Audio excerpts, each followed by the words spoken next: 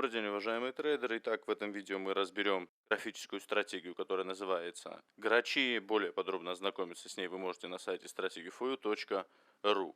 Итак, так как эта стратегия у нас графическая, отсюда следует, что применима она в принципе к любым торговым инструментам, и временной интервал также особого значения не имеет.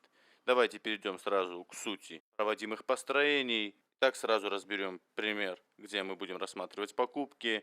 У нас имеется некое нисходящее движение, вот, обратите внимание, от точки А к точке Б, после чего происходит коррекционное движение вверх, это у нас волна BC. Очень важно, чтобы коррекция завершилась у одного из важных уровней Фибоначчи, 38, 50, либо 61,8. Как видите, мы дошли до уровня 50, отбились, пошли вниз. Предыдущий минимум был переписан. И на данном этапе мы уже могли строить по этим трем точкам, то есть А, Б и С, виллы Эндрюса. В нашем случае, обратите внимание, была попытка пробоя верхней линии вилл Эндрюса.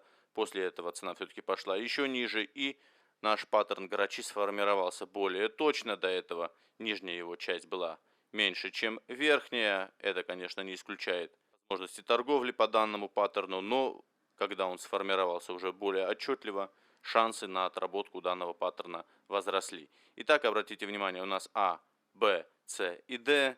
Сразу скажем, точка А у нас называется хвостом, Б это лапы Грача, макушка Грача в точке С и клюв это у нас точка Д. Так как это у нас нисходящее движение, данный Грач называется синим, то есть это синий Грач.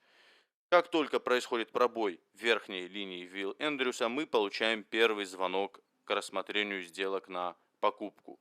Также мы можем провести линию от точки А к точке С. Как раз зона между этой линией и верхней границей вилл Эндрюса и называется зоной покупок. То есть здесь мы можем рассматривать варианты для покупок. При этом стоп-лосс мы устанавливаем ниже точки D, ниже последнего минимума, а целевыми ориентирами у нас будут точка С, это основной целевой ориентир.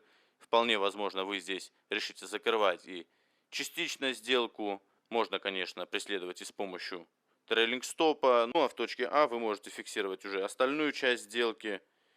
Хотя туда цена, конечно, достигает гораздо реже. Это вот основные понятия и построения для данной стратегии. И обратите внимание, дальнейших построений я не проводил, чтобы мы это делали уже совместно. То есть вы видели, как я их провожу.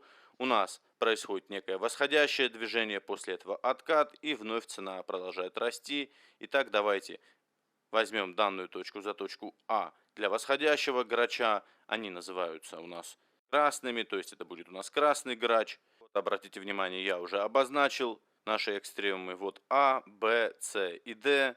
Давайте мы по точкам А, Б, С построим виллы Эндрюса, А, Б и С. Хотя данный Грач, конечно, не самый идеальный. Обратите внимание, нижняя граница здесь могла быть пробита, но на тот момент сам Грач еще был не полностью сформирован, то есть цена еще не пошла хорошенько вверх после переписи максимума B. Растягиваем уровни Фибоначчи на восходящее движение. Мы смотрим, что точка С у нас как раз завершилась на уровне 50 Фибоначчи, после чего цена пошла вверх. Далее мы строим один треугольник и сейчас построим второй.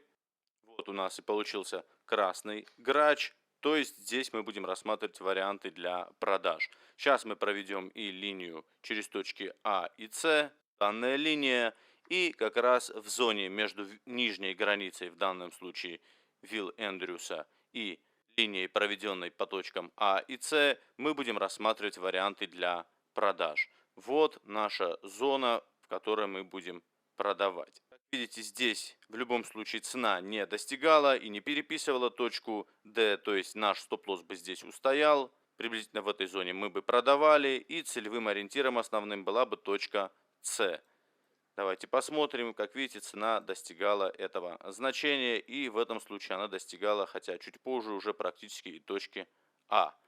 Также следует обязательно запомнить, что без синего Грача не бывает красного, так же как и без красного не бывает синего. То есть они должны чередоваться. Возможно, они будут идти не подряд друг за другом, но в любом случае они должны чередоваться. То есть если вот сейчас у нас был красный, грач, следующий грач должен быть синего цвета. Ну и, конечно же, ясно, что на старших временных интервалах мелкие грачи могут создавать большие грачи, больших масштабов.